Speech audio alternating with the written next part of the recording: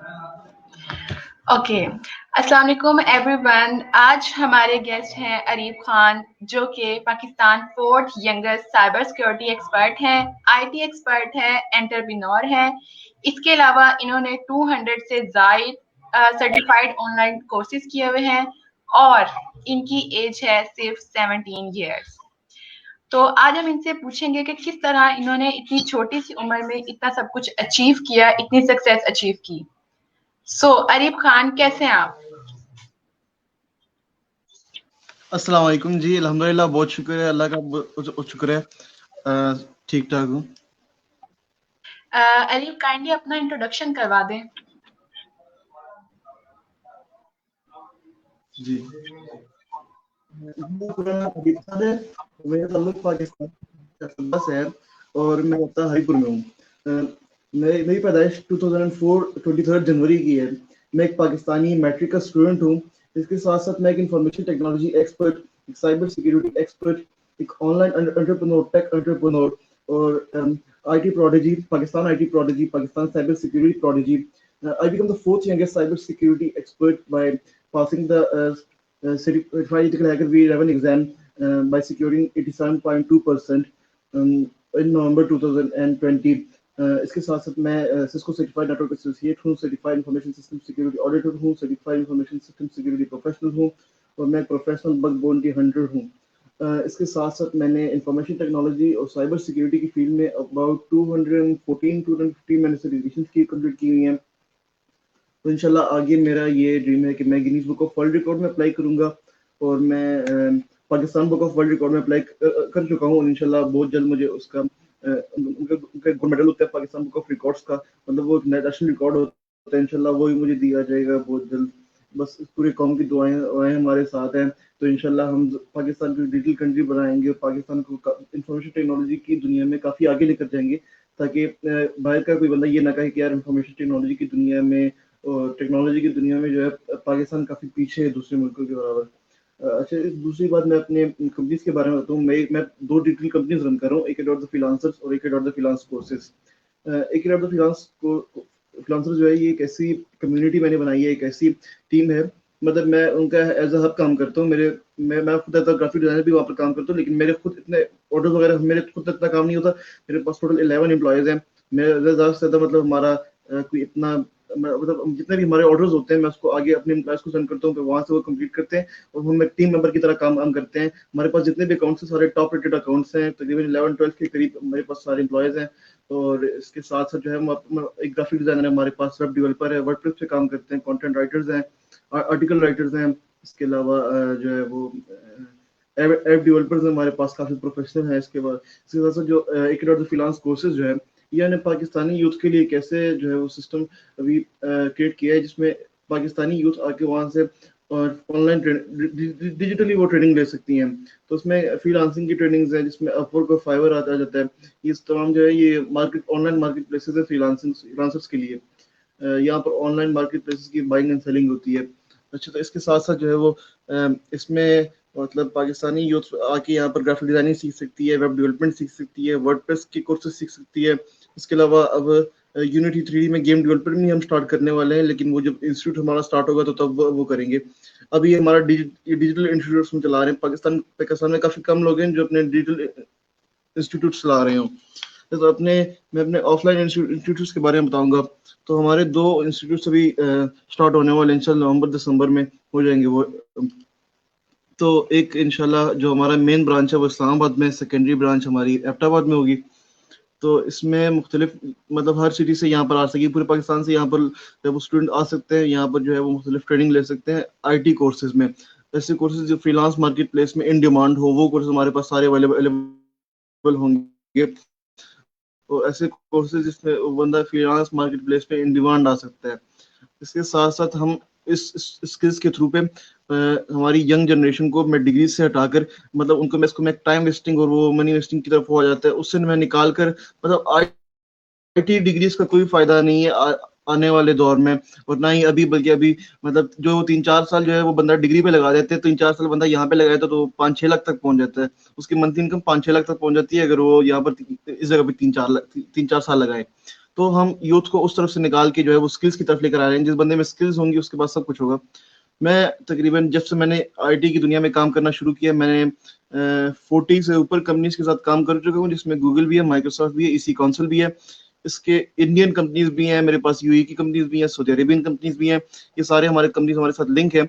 और कभी मुझसे किसी ने ये नहीं कहा कि आपकी ग्रेजुएशन कितनी है और आपने जो है वो कितनी कितनी एजुकेशन की हुई है। मतलब कि मैं अभी खुद 10 क्लास का भी एग्जाम देना है मैंने।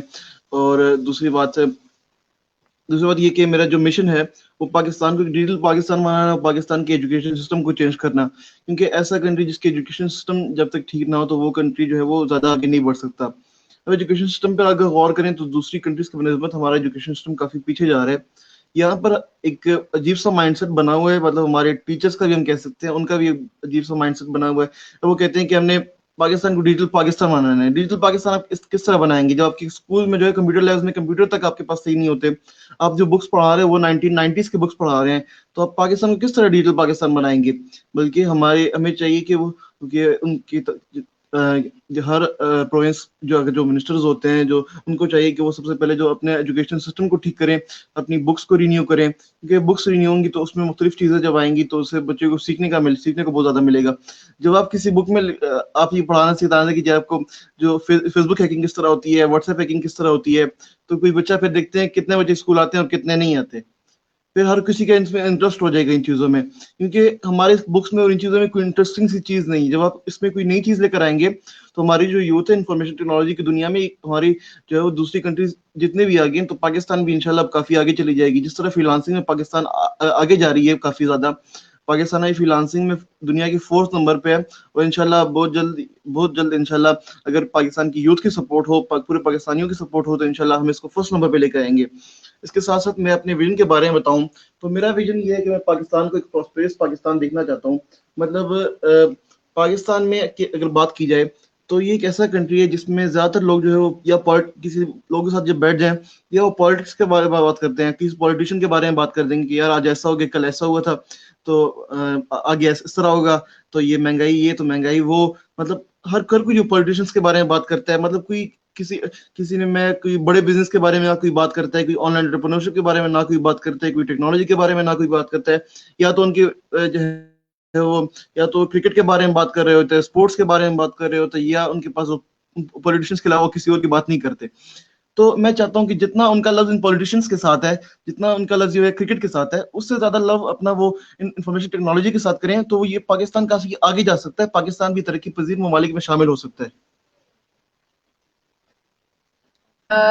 जी बिल्कुल आरिफ, आपने बिल्कुल ठीक कहा। आरिफ, जैसा कि आपकी एज सिर्फ अभी 17 ईयर्स है और आपने माशाल्लाह इतना कुछ किया है, तो आप हमें बताएंगे कि आपने किस एज में ये काम स्टार्ट किया। और क्योंकि आपकी एज बहुत कम है और इस एज में इतना कुछ अचीव करना बहुत मुश्किल है, तो आप अपना थोड़ा सा सफर के बारे में बताएं कि आपने किस तरह ये काम स्टार्ट किया और किस तरह आप अब तक यहाँ तक पहुंचे हैं। जी, मैं पैदा हुआ था पाकिस्तान के शहर पेशावर में, और वहाँ पर मेरे फादर की तब मेरे फादर की जॉब थी मियाँ वाली में। मेरे फादर एक मैकेनिकल इंजीनियर है, एक प्राइवेट कंपनी में जॉब करते हैं वो। तो अभी एज अ वो प्राइवेट कंपनी में एज अ इंजीनियरिंग वो जॉब करते हैं। तो इस तरह मतलब हम पहले मियाँ वाली में थे, उसके बाद फिर फादर का ट्रांसफर हो गया, फिर हम यहाँ पर हरीपुर में आ गए। मियाँ वाली में काफी ज्यादा टाइम गुजरा है मेरा। मियाँ वाली पंजाब का एक इलाका है, पंजाब का एक सिटी है, तो उसमें उसके अंदर एक इंडस्ट्रियल स्टेट था, वहाँ वहीं पर हमारी कॉलोनी थी और वहीं पर हम रहते थे। तो मतलब बचपन मेरा सारा वहीं पर गुजरा। हरीपुर में मेरे तकरीबन 2 साल के करीब हो गए हैं, 2 साल तकरीबन हो गए हैं यहाँ पर। इससे पहले हम मियाँ वाली में थे, तो वहां पर मतलब शुरू से ही एजुकेशन सिस्टम जो था ना वो काफी ज्यादा, मतलब है तो कहीं पूरे पाकिस्तान में कहीं बहुत ज्यादा अच्छा नहीं है, खैर। तो हम स्कूल जो थे वो भी काफी दूर थे। मतलब हम तकरीबन मेरा जो 6th क्लास के बाद का जितना भी स्कूल था वो मेरे घर से 55 किलोमीटर की दूरी पर था।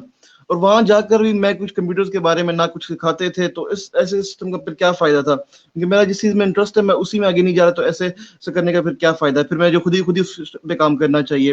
एट द एज ऑफ 4 मैंने कंप्यूटर्स का यूज स्टार्ट किया था।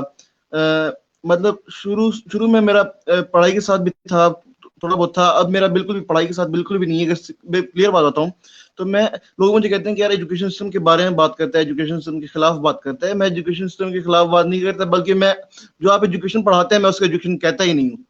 एजुकेशन सिस्टम में ऐसे उसे कहता हूँ जो जिससे बंदा कोई चीज सीख ले, जो बंदा स्किल्ड हो जाए, उस मैं उससे कहता हूँ कि यार जी इसने एजुकेशन हासिल कर ली है।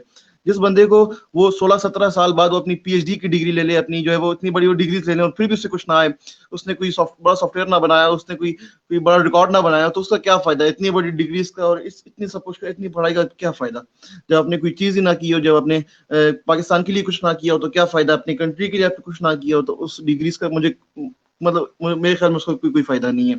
और सबसे बड़ी बात, आपने कुछ उससे कोई खास अर्न भी ना किया हो, इतनी बड़ी बड़ी डिग्रीज लेके आप वहाँ पर कोई कंप्यूटर्स की जो कोई जॉब उठा के वहाँ पर 25-30 हजार जब कमाए, तो ऐसी डिग्रीज का मेरे ख्याल में कोई इतना खास फायदा नहीं है। तो उसके बाद जो था, तकरीबन 13-14 ईयर्स की एज में मैंने प्रोग्रामिंग लैंग्वेज पे सॉर्ट आ गया था। मतलब ये शुरू में अगर मैं बताता हूँ तो मेरे शुरू में ये तो अभी तकरीबन तकरीबन साल के करीब हो गया जब मैंने ये बताना सब कुछ शुरू किया है। मतलब पहले मैं किसी के बारे में बताता नहीं था। जब मैंने साइबर सिक्योरिटी का एग्जाम पास किया था, तो उसके बाद वो खुद ही बात लीक होना शुरू हो गई थी कि यार ये जो है वो हरिपुर का रहायशी, और इसने इस तरह कर दिया। मतलब वो खुद ही बात, मैं इतना ज्यादा फैलाना नहीं चाहता था, लेकिन वो खुद ही बस आगे आगे चली गई बहुत ज्यादा। क्योंकि अब काफी अच्छी बात है, क्योंकि पूरे पाकिस्तान को पता चलना चाहिए, लोग मोटिवेट होते हैं इस बात से कि यार हम भी इस फील्ड में आते हैं। ये 17 साल वाले बच्चे ने लड़के ने कर लिए, तो हम क्यों नहीं कर सकते? हम भी आगे आते हैं इसमें। तो ये काफी जबरदस्त चीज है। मतलब जब मेरी एज कम थी, मैं इतना ज्यादा इस चीज के बारे में डिस्कस भी नहीं करता था। सिर्फ मेरे पेरेंट्स को और मेरे दरमियान इस चीजों की बातें होती कि यार इन्फॉर्मेशन टेक्नोलॉजी मैंने जो है मैं ये सब कुछ करना है, अपने ड्रीम्स के बारे में उनको बताता था। और सबसे पहले जो अरफा करीम मेरे लिए काफी ज्यादा इंस्पिरेशन थी, क्योंकि जब उनकी उस अरफा करीम की डेथ हुई, तो उसके बाद मेरे प्लान बन गया कि उनका जो ड्रीम है, जो उनका जो डिजिटल पाकिस्तान का ड्रीम है, उनको एक जो है वो टेक वैली का उनका ड्रीम है, तो इंशाल्लाह इसको हम काफी आगे लेकर जाएंगे और पाकिस्तान को डिजिटल पाकिस्तान एक दिन जरूर बनाएंगे। जी माशाल्लाह अरीब, आपने बिल्कुल ठीक कहा है। हमारे यहाँ पर आईटी के बारे में इंफॉर्मेशन बहुत कम है, लोग आईटी की तरफ नहीं जाते। जिस एज में माशाल्लाह आपने इतना कुछ सीखा और उससे उसे आगे बढ़ाया, इस एज में लोग मैट्रिक के बाद जो है वो एफएससी की तरफ मूव करते हैं। तो ये बात तो आपकी बिल्कुल ठीक है कि पाकिस्तान में एजुकेशन का जो सिस्टम है वो इतना अच्छा नहीं है। थ्योरेटिकल है सब कुछ, एक्सपेरिमेंटली कुछ नहीं है। तो अरीब, मैं आपसे, क्योंकि आपने इतनी छोटी सी एज में इतना कुछ किया, तो आप जो है पेरेंट्स को क्या एडवाइस करेंगे कि वो किस तरह अपने बच्चों को छोटी एज में जो है वो आईटी की तरफ लेके जा सकते हैं? क्योंकि अगर वो छोटी एज में ही स्टार्ट करेंगे तो कम एज में वो बहुत कुछ जो है वो अचीव कर लेंगे। तो आप पेरेंट्स को क्या एडवाइस करेंगे इस बारे में? जरूरी नहीं कि वो इन्फॉर्मेशन टेक्नोलॉजी की फील्ड में आगे जाएं, बल्कि और भी काफी ज्यादा फील्ड है जिसमें वो आगे जा सकते हैं। बस आप पेरेंट्स से मेरी सिर्फ ये उनको मैं सिर्फ मेरी ये मैसेज है कि आप सिर्फ इतना करें कि आप अपने बच्चों पर पढ़ाई के मामले में काफी ज्यादा जोर ना दिया करें। क्योंकि जिस बच्चे पर पेरेंट्स की तरफ से पढ़ाई के बारे में, अपने बड़ों की तरफ से पढ़ाई पे बहुत ज्यादा जोर लगा जाता है, वो लड़का जो है कभी पढ़ाई में काफी आगे नहीं जा सकता। क्योंकि मेरे पेरेंट्स ने कभी मुझे नहीं कहा कि यार आपने ये डॉक्टर बनना है, आपने इंजीनियर बनना है, तो आपने ये बनना है, आपने वो बनना है। बल्कि मैं शुरू से, मेरा यही पैशन है और शुरू से मैं इसी में काम कर रहा हूँ। ना मुझे आज तक किसी ने कहा ये क्यों कर रहे हो, कैसे कर रहे हो। ना मैं किसी से पूछता हूँ, बस मैं लगा रहता हूँ इसमें। और मतलब काफी जबरदस्त फील्ड है ये। मतलब आगे आगे का जमाना देखे तो सारा टेक्नोलॉजी का जमाना है। तो अगर आगे अपने फ्यूचर के बारे में देखें तो मेरे ख्याल में वो देखे तो आपको टेक्नोलॉजी पे ही ज्यादातर आना चाहिए। मतलब ज्यादा यंगस्टर को चाहिए कि वो इंफॉर्मेशन टेक्नोलॉजी की दुनिया में, इंफॉर्मेशन टेक्नोलॉजी के मैदान में काफी ज्यादा वो आगे आए। क्योंकि इसमें आप आगे आएंगे तो पाकिस्तान इंशाल्लाह बहुत ज्यादा तरक्की करेगा। और पाकिस्तान के जो जितने भी है मतलब उनको जो है पाकिस्तान बहुत ज्यादा फायदा मिलेगा पाकिस्तान को भी। जब पाकिस्तान की इतनी बड़ी टेक्नोलॉजी में रैंकिंग होगी, ऑनलाइन एंटरप्रेन्योरशिप में रैंकिंग होगी, टेक एंटरप्रेन्योरशिप में रैंकिंग होगी, तो काफी एक फख्र की बात होगी पाकिस्तान के लिए। जिस तरह दूसरे कंट्रीज जो है पाकिस्तान दुनिया के इतने ऊपर ऊपर जा रहे हैं, जिस तरह अमेरिका हो गया, चाइना हो गया, ये सब कुछ जो है वो काफी ऊपर जा रहे हैं टेक्नोलॉजी के मैदान में।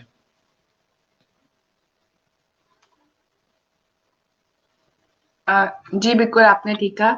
अच्छा अरीब, आपने अभी बात की थी कि आप जो है वो 2 कंपनीज़ रन कर रहे हैं, एक फ्रीलांसर और एक और आपने बताया था। तो अगर किसी को इसमें एनरोल होना हो, सीखना हो आपसे कुछ आपकी कंपनी के थ्रू, या या जिनके पास पहले से स्किल्स हैं और वो अपनी स्किल्स को जो है वो शेयर करना चाहें आपकी कंपनी के थ्रू, तो आप किस तरह उनको जो है वो गाइडेंस प्रोवाइड करते हैं कि वो आपकी कंपनी में एनरोल हो सकते हैं, तो वो अपनी स्किल शेयर कर सकते हैं, और इसके अलावा जो सीखना चाहते हैं तो वो किस तरह आपसे कुछ सीख सकते हैं? देखिए पहले तो हमारा कुछ इस तरह से, अभी हमने अपना तमाम जो सिस्टम ही चेंज किया है। पहले हमारी वेबसाइट थी ak.the freelancers की अपनी, तो वहां पर आके आप एनरोल कर सकते थे, वहां पर पूरा उसका क्राइटेरिया था कि किस तरीके से आपने इस सर्टिफिकेट की तरफ जाना है। मतलब उसमें ये भी होता था कि आपने जो है वो एक उसमें रिकॉर्डेड भी होता था, और उसमें लाइव वर्जन और लाइव क्लासेस भी ले सकते थे, रिकॉर्डेड भी ले सकते थे। उसमें काफी ज्यादा फिर वर्जन भी होते थे, फाइवर का अलग था, अपर का अलग था। लेकिन वो हमने कुछ कुछ रीजन की वजह से अपना वो भी वो वेबसाइट वाला सारा काम जो है वो भी क्लोज कर दिया। उसमें कुछ इस तरह था कि मतलब हम अनाउंसमेंट करते थे कि एनरोलमेंट हो गई है, तो वो पर मंथ हमारे पास 50 से ज्यादा बंदे आ जाते थे। अब इतने ट्रेनर्स हमारे पास नहीं थे जितने हमारे पास स्टूडेंट्स आ गए थे। उस वजह से हमने अपना वेबसाइट जो है वो सब कुछ क्लोज कर दिया था अभी। तो अभी इंशाल्लाह हम दोबारा एम्प्लॉयज की जब हायरिंग करेंगे, तो इंशाल्लाह हमारा ये प्लान है कि हम 2000 तकरीबन 2-3 साल के करीब हम जो है वो अपने जो है 50+ एम्प्लॉयज कर लें।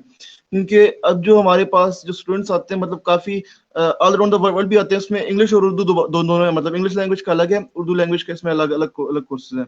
तो सबसे ज्यादा तो इंडियन स्टूडेंट्स भी काफी ज्यादा आते हैं, और इसके बाद अमेरिकन स्टूडेंट्स भी काफी ज्यादा आते हैं, सऊदी अरेबिया से काफी तादाद में बच्चे आते हैं। इसके बाद पाकिस्तानी जो फर्स्ट नंबर पे पाकिस्तानी का आता है, सेकंड नंबर पे फिर सऊदी अरेबिया का आता है। काफी ज्यादा इसमें स्टूडेंट्स आते हैं। तो उस वजह से हमने जो है अपना जो हमारा ये वेबसाइट का पोर्टल था वो तो हमने क्लोज कर दिया है। सिर्फ आपने अगर किसी भी कोर्स में एनरोल करना है, तो हमारा maripk7076@gmail.com, मैं वहां पर जो है वो बताता रहता हूँ। मतलब आप एक बार वहां पर मेल करेंगे तो आपको फिर डायरेक्टली फिर हर मंथ जो है मेल आया करेगी हमारी तरफ से, कि हम पीडीएफ भी आपके पास फॉर्म में आया करेगी, हमारी एनरोलमेंट इस डेट पे ओपन होगी, इस डेट पे क्लोज होगी। तो हम फ्रीलांसिंग में सबसे पहले जो बच्चे एनरोल करते हैं, तो उसमें स्टूडेंट्स जब एनरोल करते हैं, ट्रेनिंग्स एनरोल करते हैं, तो उसमें हम मैक्सिमम 6 स्टूडेंट्स रखते हैं हमारे पास। पर 10 डेज के लिए 6 स्टूडेंट्स होते हैं, उनको पहले ट्रेन किया जाता है। फिर उसके बाद उनको जब ई सर्टिफिकेट का क्राइटेरिया मिल जाता है, फिर उसके बाद फिर दोबारा 10 स्टूडेंट जो है वो 6 स्टूडेंट्स को दोबारा स्टार्ट किया जाता है। फ्रीलांसिंग में इस तरह है, फिर सेम इस तरह ग्राफिक डिजाइनिंग में 10 स्टूडेंट्स हैं। मतलब उसका फिर अलग अलग ट्रेनर है। मैं सिर्फ जो है वो हमारा एक जो मेन कोर्स है वो learn freelancing with Arif Khan, उसका नाम है। तो वो मेरी वो मैं सिर्फ उसका उसका ट्रेनर मैं हूँ, और बाकी हमारे साथ जो दूसरे एम्प्लॉयज हैं, कुछ उसमें से जो है वो ग्राफिक डिजाइनर्स भी है, वेब डेवलपमेंट भी है, और उसके साथ डिजिटल मार्केटिंग भी है।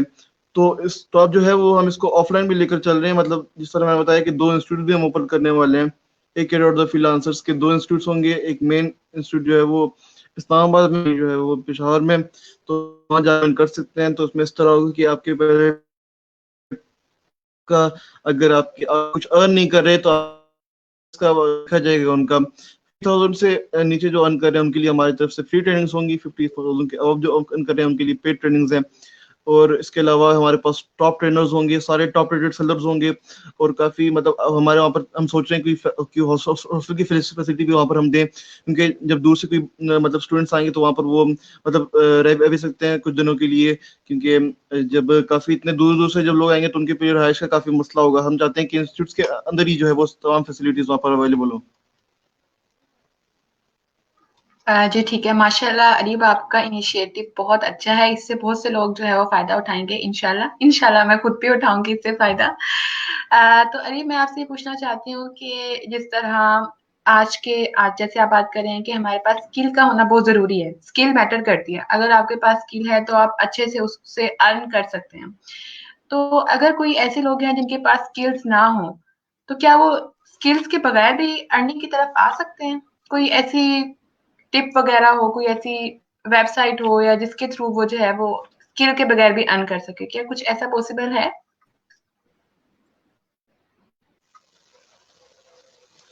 जी, पैसों के बगैर अपना कारोबार स्टार्ट करना, इसमें इस तरह की बात है कुछ। इसमें इस तरह है, मतलब आपने कोई स्किल्स के बगैर आपको कुछ ना होता हो, सिर्फ आपको किसी फ्रीलांस मार्केट प्लेस पे काम करना होता हो। ये तो सिंपल सा काम है। आप कोई ऑनलाइन जो है वो कोर्स देख लें, यूट्यूब देख लें।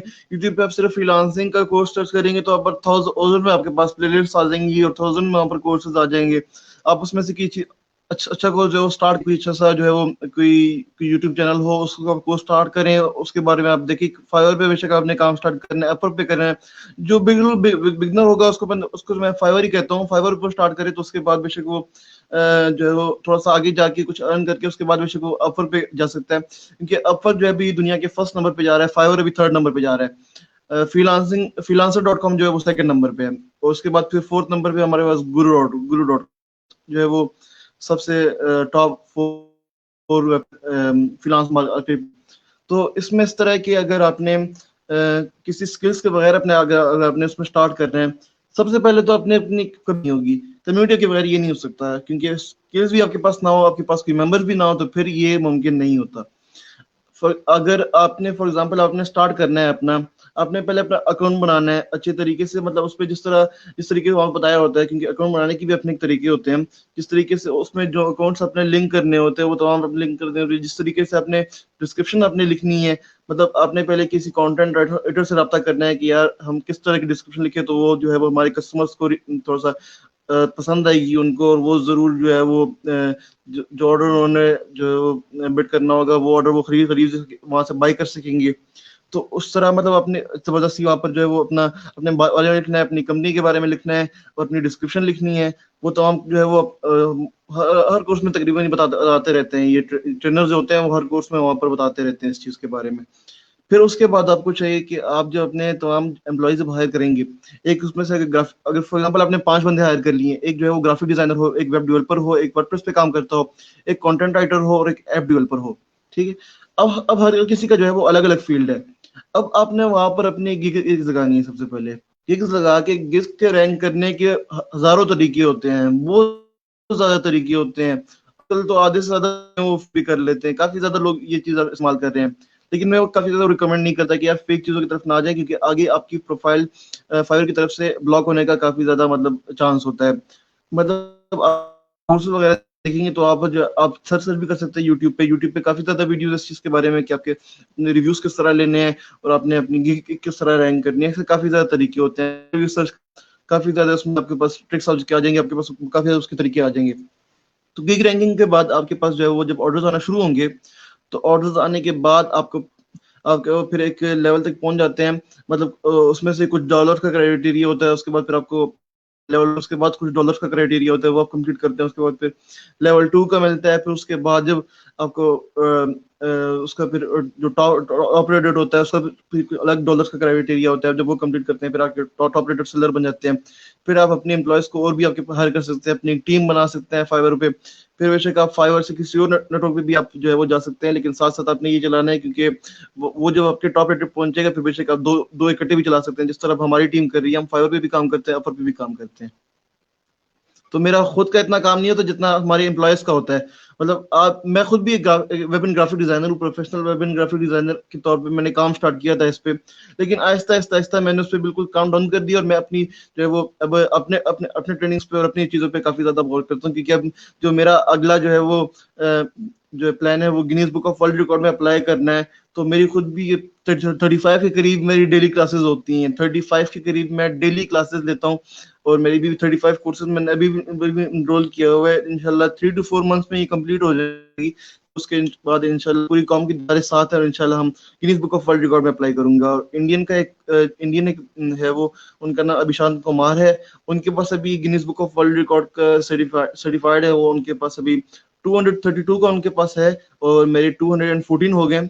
तो इंशाल्लाह बहुत नजदीक है हम, और इंशाल्लाह जल्दी कंप्लीट होगा। और Guinness book of world record उनका मैं ब्रेक करके अपना नाम करूंगा इंशाल्लाह। और पूरी दुनिया को हम दिखाएंगे कि पाकिस्तान में इंफॉर्मेशन टेक्नोलॉजी की दुनिया में कोई कमी भी नहीं है। माशाल्लाह, बिल्कुल, इसमें तो कोई शक नहीं है कि पाकिस्तान में टैलेंट बहुत ज़्यादा है, लेकिन गाइडेंस कम है। अगर हम प्रॉपर गाइडेंस जो है प्रोवाइड करें तो इंशाल्लाह पाकिस्तान जो है इस फील्ड में बहुत ज़्यादा आगे जाएगा। अरीब, आपसे बात करके बहुत अच्छा लगा, बहुत कुछ हमने सीखा। क्योंकि हमारे पास क्वेश्चंस तो अभी हैं करने के लिए, लेकिन क्योंकि हमारे पास टाइम जो है वो लिमिटेड होता है, तो इसलिए फिर अब इसको क्लोज करना होगा। तो इंशाल्लाह हम दोबारा आपसे मुलाकात होगी, और आपसे बात करके बहुत अच्छा लगा और बहुत कुछ सीखा हमने। Thank you. Okay, Allah welcome जी, हाफिज। टाइम निकाला। और आपने इतना जबरदस्त इंटरव्यू दिया, काफी जबरदस्त आपका आप इंटरव्यू है, काफी जबरदस्त। ये रेहान अल्लाह वाला ने साहब ने भी काफी जबरदस्त इनिशिएटिव लिए कि वो पाकिस्तानी यूथ को जो मोटिवेट करने के लिए इंटरव्यूज वगैरह स्टार्ट किए हैं। और पाकिस्तानी से काफी लोग काफी सीखते हैं कि यार इन्होंने कर लिया कि हम क्यों नहीं कर सकते, क्योंकि इस दुनिया में नहीं है, बल्कि जो हमने कर लिए वो आप लोग क्यों नहीं कर सकते। हर चीज जो है वो पॉसिबल है। और आपने भी जरूर इंफॉर्मेशन टेक्नोलॉजी की दुनिया में कुछ ना कुछ जरूर करना है, और पाकिस्तान को हमने एक मकाम तक पहुंचाना है इंशाल्लाह।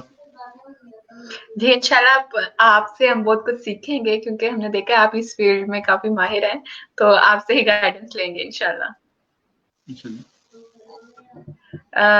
ओके अरीब, अपना बहुत सारा ख्याल रखिएगा।